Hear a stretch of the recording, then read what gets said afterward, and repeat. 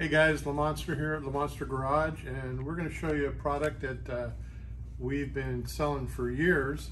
And this is one that for the RT. It's a 2020 and newer, and it's plug and play, super easy light to install, and we're just going to show you how to install it. Basically, it is a dual row of LEDs. Perfectly fits right here in the front of the nose. The way to wire it, basically it comes around here. You need to pull this panel off to get to the auxiliary power. So this wire runs across here. We went ahead and looped it into there, and then comes over here. So basically what you want to do is you'll have your lead here, and this is your power lead. So basically you're pulling power off of this, and then you take this, this one's already hooked up, but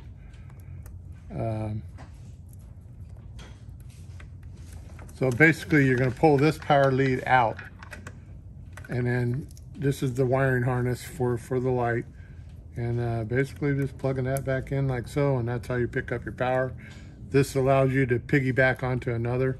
As you can see, we already have other stuff piggybacked. I got my GPS piggybacked in here, but this allows you to do it once again if you need to. And then of course, just tidy your wires up, zip tie them up. Showing you what they look like on, and this is with the trunk open.